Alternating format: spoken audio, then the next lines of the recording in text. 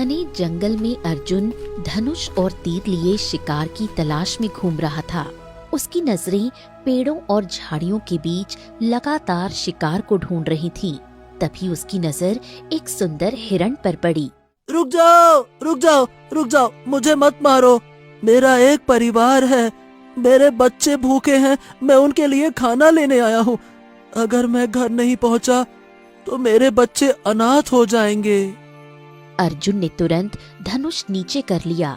वो पक्षियों और जानवरों की भाषा समझता था, इसी वजह से गांव वाले उसे विचित्र शिकारी कहते थे। ठीक है, चलो, मैं कभी किसी भूखे जानवर का शिकार नहीं करता। जाओ, लौट जाओ तुम। अर्जुन की बात सुनते ही हिरण तेजी से दौड़ा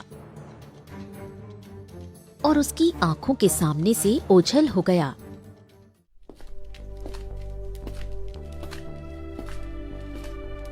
कुछ दूर आगे बढ़ते ही अर्जुन की नजर एक सुंदर पक्षी पर पड़ी। अर्जुन की आंखों से आंसू बहने लगे।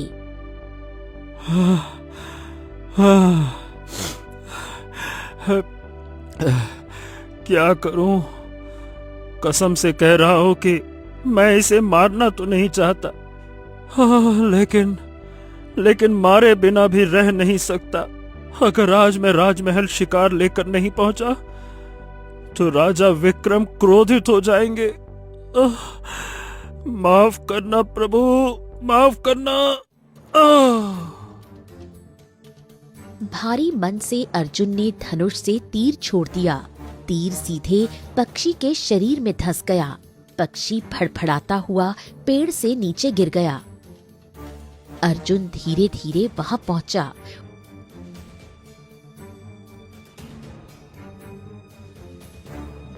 उसने घायल पक्षी को उठाया और बिना कुछ बोले राजमहल की ओर चल दिया।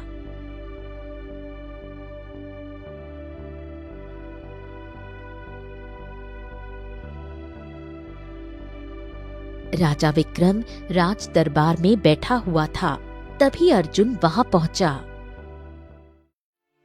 आओ आओ आओ आओ आओ आओ भाई अर्जुन, आओ आओ आओ। अरे भाई, हम तुम्हारा बड़ी बेसब्री से इंतजार कर रहे थे। और तुम तो जानते ही हो, जब तक हम मांस नहीं खाते, ओए होए होए होए होए, हमें तो कुछ अच्छा ही नहीं लगता है। चलो जल्दी से बताओ, क्या है तुम्हारे पास ताजा ताजा कड़क कड़क स्वादिष्ट? क्या लेकर आए हो आज, बताओ। अर्जुन ने पक्षी राजा विक्रम के सामने रख दिया। आहा, पक्षी, वाह वाह वाह वाह। भाई, पक्षियों का मांस तो हम शुरू से ही बहुत पसंद करते हैं। राजा ने एक नौकर की ओर इशारा किया। नौकर पक्षी को लेकर वहां से चला गया। राजा विक्रम ने कुछ सोने के सिक्के अर्जुन के सामने फेंक दिए। सुनो, ये लो। और सुनो, अरे भाई थोड़ा मुस्कुराओ। राजा से मिलकर पूरी प्रजा खुश हो जाती है और तुम यूं मुंह लटका के खड़े हो। चलो खुश होकर जाओ मुस्कुराते हुए, और हाँ, कल दूसरा शिकार जरूर लेकर लौटना। हाँ महाराज, बात यह है कि अब मैं शिकार नहीं करना चाहता। हो, फिर से वही बात। अरे तुम हर दिन यही बात कहते हो, और तुम्हें तो मेरा जवाब पता ही है मैं क्या कहता हूँ। महाराज, आपके राज्य में बेशुमार शिकारी हैं। आप मेरे ही पीछे क्यों पड़े रहते हैं? मुझे शिकार करने से सख्त नफरत है। मुझे नहीं अच्छा लगता किसी बेजुबान को मारना। राजा विक्रम का चेहरा क्रोध से भर गया। अगर तुझे शिकार से नफरत है तो ये तेरी समस्या है, मेरी नहीं। राजा के आदेश का पालन करना तुम्हारा राजधर्म है, समझ गए? और ध्यान से सुनो, तुम्हारे पिता मेरे महल में शिकारी थे। बीमार पड़ने पर उन्होंने वचन दिया था कि उनका वंश मेरी सेवा करेगा, और मेरे राज्य में सिर्फ तुम ही हो जो जानवरों और पक्षियों की भाषा समझते हो, समझ गए? अर्जुन की आंखों से आंसू बहने लगे।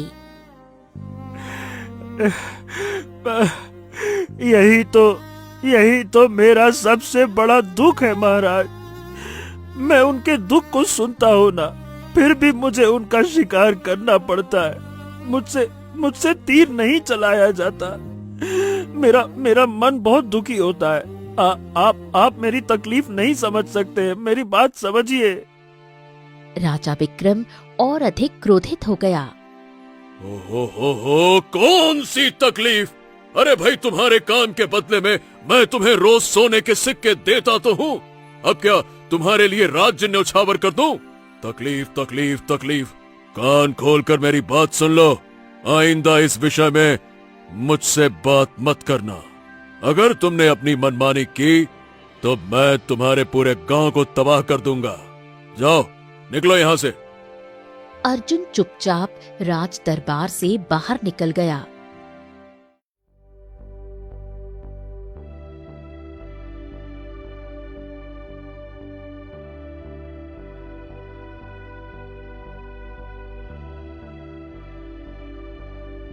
कुछ देर बाद अर्जुन अपने घर पहुंचा और सोने के सिक्के अपनी पत्नी गौरी के सामने रख दिए। गौरी ने अर्जुन का उदास चेहरा देखा। जब आपका मन शिकार करने का नहीं करता तो आप महाराज को मना क्यों नहीं कर देते? कितनी बार मना किया। आज महाराज ने धमकी दी है कि अगर फिर से बात की तो पूरा गांव तबाह कर देंगे। अब गांव वालों की भलाई की वजह से मैं यहाँ रुका हूँ, और क्या करूँ? गौरी की आंखों में आंसू आ गए। चिंता मत कीजिए, एक दिन सब ठीक हो जाएगा। अर्जुन चारपाई पर बैठ गया। हाँ, पता नहीं वो दिन कब आएगा गौरी। अरे रोज मासूम और बेजुबान पक्षियों और जानवरों की जान ले लेकर मैं थक चुका हूँ।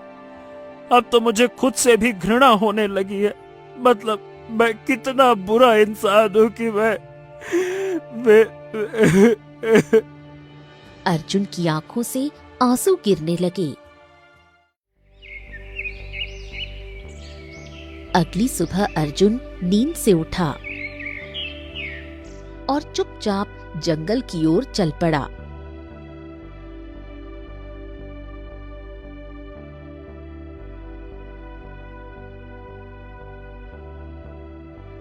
अर्जुन सुबह से शाम तक जंगल में भटकता रहा, लेकिन उसे कोई भी ढंग का शिकार नहीं मिला। सूरज ढलने लगा था। थक हार कर अर्जुन एक वृक्ष के नीचे बैठ गया। अरे रे रे रे रे, थक गया रे शिकार ढूंढते ढूंढते। आज तो एक भी शिकार ही नहीं मिला। अगर खाली हाथ गया तो महाराज तो यही सोचेंगे कि मैंने तो जानबूझकर शिकार नहीं किया। तभी उसकी नजर एक छोटी सी चिड़िया पर पड़ी। मुझे मत मारो शिकारी, मैं तो एक छोटी सी साधारण चिड़िया हूँ। मुझे मारकर तुम्हें क्या मिलेगा? कहाँ से ढूंढूं आज? ये है। ओ चिड़िया रानी, मैं समझता हूँ, लेकिन मैं क्या बताऊँ, तुम्हें मारना मेरी मजबूरी है। ऐसी भी क्या मजबूरी है तुम्हारी? अर्जुन ने सारी घटना चिड़िया को बता दी। जिस दिन मैं शिकार लेकर महाराज के सामने नहीं पहुंचा, उस दिन वो मेरे पूरे गांव को तबाह कर देंगे। यूं समझ लो, सैकड़ों लोगों की जिंदगी का सवाल है ये। चिड़िया ये सुनकर चौंक गई। मेरी जान बख्श दो। हाँ, चाह कर भी नहीं। शाम हो गई है, अब मैं कहाँ नया शिकार ढूंढूंगा। महाराज मेरा इंतजार कर रहे होंगे। माफ करना चिड़िया रानी, माफ करना। यहाँ से कुछ दूर एक तालाब है। उस तालाब में एक बहुत सुंदर बगुला रहता है। उसी का शिकार कर लो। मेरे जैसी छोटी चिड़िया को मारकर महाराज को कितना मांस मिलेगा? अर्जुन गहरी सोच में डूब गया। चलो ठीक है, मैं तुम्हें छोड़ता हूँ। ठीक है। चिड़िया उड़कर वहां से चली गई। अर्जुन तुरंत चिड़िया द्वारा बताई दिशा में चल पड़ा।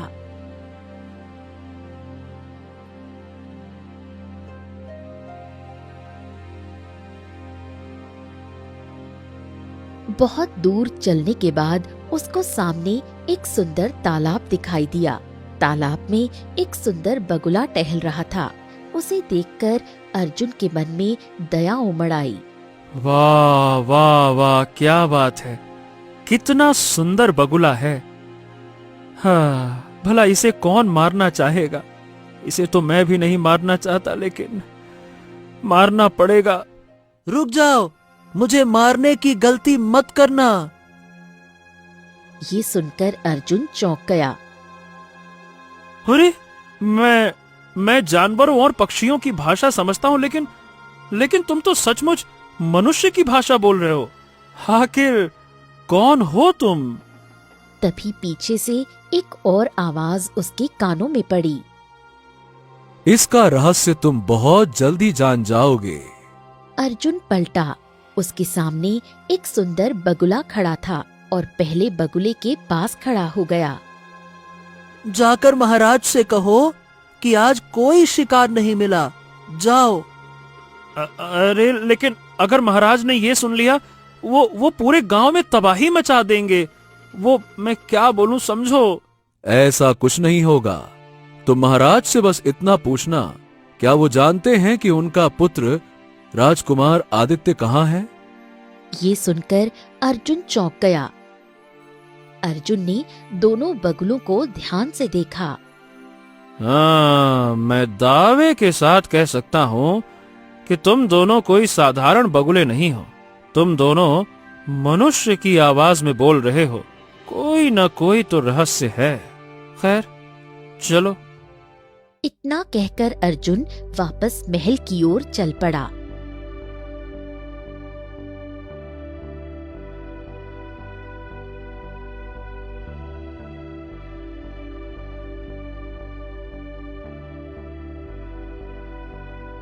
अर्जुन को खाली हाथ देखकर राजा विक्रम चौंक गया।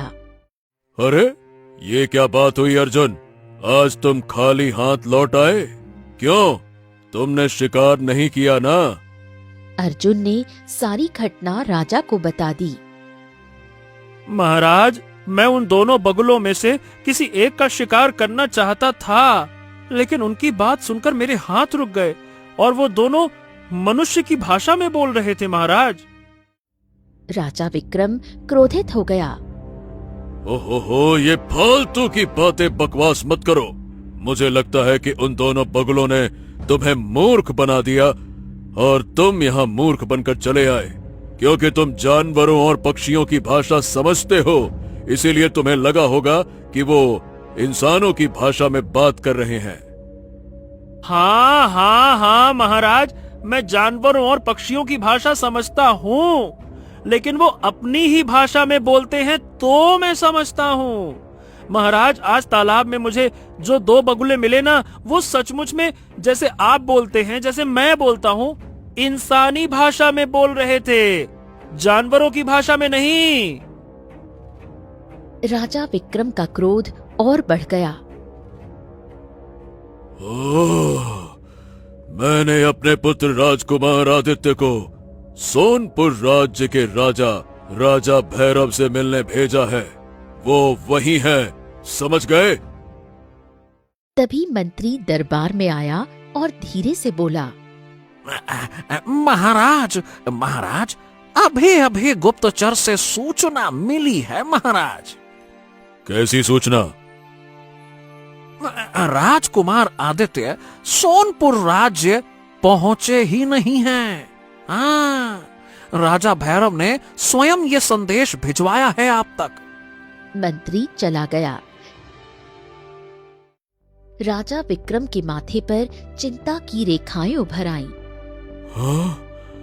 अरे, अब अगर हमारा पुत्र राजकुमार आदित्य सोनपुर नहीं पहुंचा, तो फिर वो गया कहाँ? अर्जुन गहरी सोच में डूब गया। वही तो महाराज, इस रहस्य का उत्तर वही दोनों बगुले दे सकते हैं। कल मैं फिर से जाऊंगा और उनसे बात करूंगा। हाँ हाँ, ठीक है ठीक है ठीक है। अब हम भी तुम्हारे साथ चलेंगे, ठीक है? नहीं नहीं नहीं नहीं नहीं नहीं महाराज, मैं अकेला जाऊंगा पहले, और जरूरत पड़ी तो आपको भी बाद में साथ में ले चलूंगा। पहले मुझे तो जाने दीजिए। दरबार में सन्नाटा छा गया और रहस्य अब और गहराता जा रहा था। इतना कहकर अर्जुन महल से बाहर चला गया। राजा विक्रम चिंतित अवस्था में अपने राज दरबार में बैठा रहा। उसका मन बार बार अपने पुत्र की ओर जा रहा था। अगली सुबह अर्जुन उसी तालाब के पास पहुंचा। क्या आज भी तुम हमारा शिकार करने आए हो? अर्जुन ने दूसरे बगुले की ओर देखा, वही जिसने कल राजकुमार के बारे में बात की थी। नहीं नहीं नहीं, आज ये शिकार करने नहीं आया। आज ये उस प्रश्न का उत्तर लेने आया है जो मैंने कल इससे पूछा था। क्यों, सही कहा ना मैंने? क्या तुमने अपने राजा से उसके पुत्र के बारे में बात की? हाँ हाँ हाँ, मैंने बात की। पहले तो महाराज ने विश्वास नहीं किया, लेकिन बाद में गुप्तचर से उन्हें सूचना मिली कि उनका पुत्र तो जहां होना चाहिए था वहां पहुंचा ही नहीं। अब बताओ कि राजा विक्रम का पुत्र है कहां? दूसरा बगुला जोर से हंस पड़ा।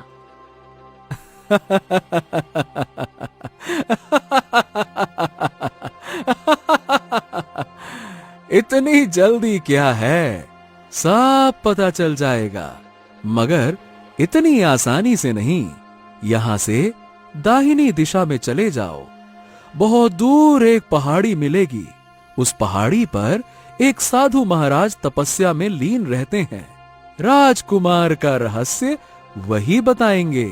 देख क्या रहे हो, जाओ। अर्जुन तुरंत बगुलों द्वारा बताए रास्ते पर चल पड़ा।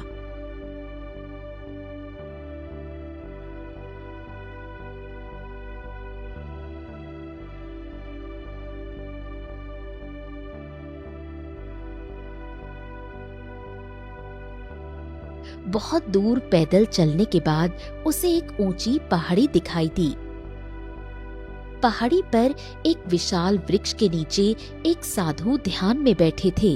अर्जुन हाथ जोड़कर साधु के पास पहुंचा और सारी घटना सुना दी। मुझे पता है कि राजा विक्रम का पुत्र कहां है, लेकिन मैं ये तुम्हें क्यों बताऊं? अपने राजा को यहां लेकर आओ, जाओ। अर्जुन बिना कुछ कहे वापस महल की ओर लौट गया।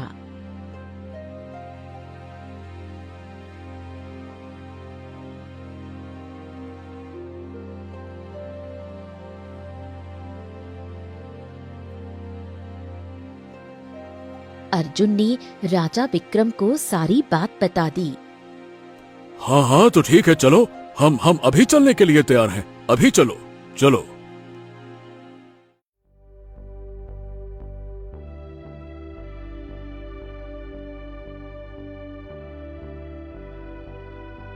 कुछ देर बाद अर्जुन राजा विक्रम को उसी वृक्ष के पास ले आया। प्रणाम साधु महाराज। साधु महाराज, हमें कल से नींद नहीं आई, बड़ी बेचैनी हो रही है। हमें तो हमेशा से यही लगता रहा कि हमारा पुत्र सोनपुर में होगा, लेकिन वहां नहीं है। राजन, यदि तुम अपने पुत्र का सत्य जानना चाहते हो तो तुम्हें एक कहानी सुननी होगी। ये कहानी तुम्हारे पुत्र पर ही आधारित है।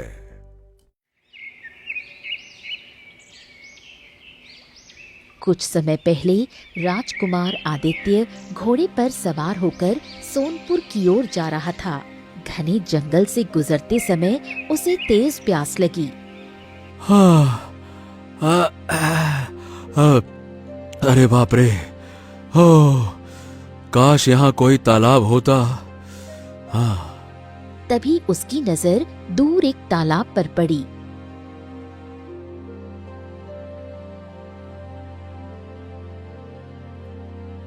तभी उसकी नजर तालाब में तैरते एक बगुले पर पड़ी। हाँ, पिताजी कहते हैं बगुले का मांस बहुत स्वादिष्ट होता है। रास्ते में भूख लगी तो इसे भून कर खा लूंगा। ये सही खाना है अपना। हाँ? तभी उसके कानों में एक आवाज पड़ी। ठहरो राजकुमार, जिस बगुले का तुम शिकार करने जा रहे हो वो कोई साधारण नहीं है। राजकुमार ने पीछे देखा, एक साधु खड़ा था।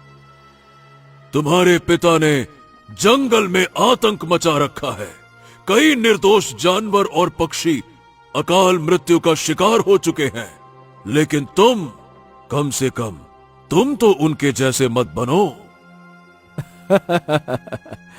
अरे तो क्या हो गया, मेरे पिता मांसाहारी हैं तो मांस तो खाएंगे ही खाएंगे।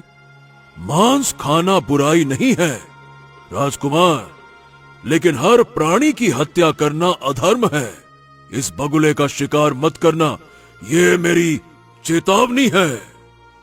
ओ साधु महाराज, दफा हो जाओ, कहीं ऐसा ना हो कि बगुले की जगह तुम्हारा शिकार हो जाए। ये तुम्हारी फालतू की बातों में मुझे कोई दिलचस्पी नहीं है। बात करते हो, निकलो यहां से।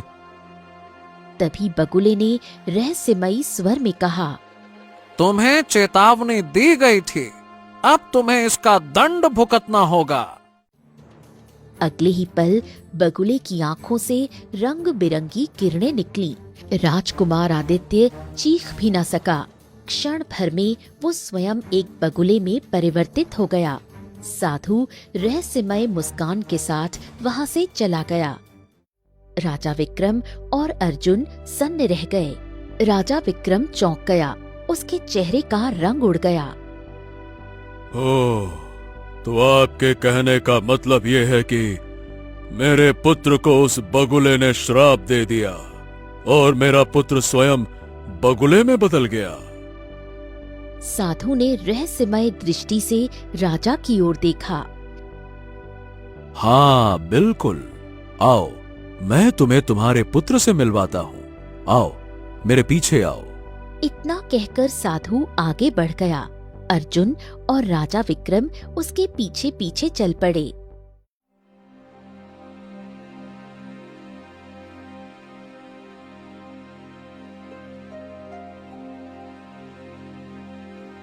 कुछ ही देर बाद वो उसी तालाब के पास पहुंचे जहां दो सफेद बगुले तैर रहे थे।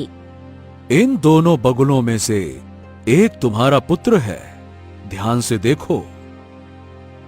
राजा विक्रम ने दोनों को ध्यान से देखा। लेकिन साधु महाराज, इनमें से मेरा पुत्र कौन है? महाराज, मैं आपका पुत्र हूँ। नहीं नहीं नहीं नहीं, मैं आपका पुत्र हूँ। नहीं नहीं नहीं नहीं नहीं महाराज, ये झूठ बोल रहा है। मैं आपका पुत्र हूँ। अरे मैं आपका पुत्र हूँ महाराज, ये झूठ बोल रहा है। राजा विक्रम भ्रम में पड़ गया और साधु की ओर देखने लगा। साधु ने गंभीर स्वर में कहा, अब फैसला तुम्हें करना होगा राजन। मैं तुम्हारी सहायता नहीं कर सकता। लेकिन साधु महाराज, मुझे तो कुछ भी समझ में नहीं आ रहा कि कौन मेरा पुत्र है और मैं इतना जान लो कि इन दोनों में से एक तुम्हारा पुत्र है। वो श्राप से तभी मुक्त होगा जब तुम उसके ऊपर तीर चलाओगे। लेकिन याद रखना, अगर तुमने गलत बगुले पर तीर चलाया तो तुम्हारा पुत्र कभी श्राप से मुक्त नहीं हो पाएगा। राजा विक्रम घबरा गया। और अगर गलत बगुले पर तीर चला दिया तो? फिर तो तुम्हें बहुत अच्छा लाभ होगा। अरे कम से कम तुम्हें बगुले का मांस तो खाने को मिल जाएगा। बड़ा मीठा होता है ना मांस उसका। ये सुनते ही राजा विक्रम की आंखों से आंसू बहने लगे। अब हम कैसे फैसला करें? हम तो पहचान ही नहीं पा रहे हैं कि हमारा पुत्र कौन है। कौन हमारा पुत्र है? आखिरी बार बताओ, तुम दोनों में से महाराज का पुत्र कौन है? कोई झूठ नहीं बोलेगा, बताओ। अरे महाराज मैं आपका पुत्र हूँ, ये झूठ बोल रहा है। नहीं, ये झूठ बोल रहा है। अगले ही पल अर्जुन ने बड़ी फुर्ती से दूसरे बगुले पर तीर चला दिया। जैसे ही तीर दूसरे बगुले को छूता है, तेज रंग बिरंगी रोशनी फैल जाती है और अगले ही क्षण वो बगुला राजकुमार आदित्य में परिवर्तित हो जाता है। राजा विक्रम स्तब्ध रह जाता है। हाँ अर्जुन, तुम्हें कैसे पता चला कि वही मेरा पुत्र है? बहुत आसान था महाराज। पहला बगुला आपको बार बार महाराज कह के संबोधित कर रहा था, लेकिन दूसरा सिर्फ यही कह रहा था कि मैं आपका पुत्र हूँ, मैं आपका पुत्र हूँ, और उसकी आवाज में करुणा थी, भय था। वो आपको राजा नहीं पिता मान रहा था, एक पिता की तरह संबोधित कर रहा था। तुम वास्तव में सत्य के पक्षधर हो अर्जुन। शाबाश शाबाश। अगले ही पल पहला बगुला भी रंग बिरंगी रोशनी में बदलने लगा। वो एक सुंदर पुरुष के रूप में प्रकट हो गया। मैं इस जंगल का रक्षक हूँ। राजा विक्रम, बताओ आज तुमने क्या सीखा? हे जंगल के रक्षक, आज के बाद मेरे राज्य में कभी शिकार नहीं होगा। मैं स्वयं मांस त्याग करता हूँ और राज्य में कानून बनाऊंगा। अब से जंगल में शिकार पूर्ण रूप से वर्जित होगा। जंगल का रक्षक मुस्कुराया। वो रंग बिरंगी रोशनी में विलीन हो गया। साधु भी बिना कुछ कहे वहां से चला गया। राजा विक्रम अपने पुत्र आदित्य को लेकर महल लौट आया और उसी दिन अर्जुन शिकार के बंधन से मुक्त हो गया।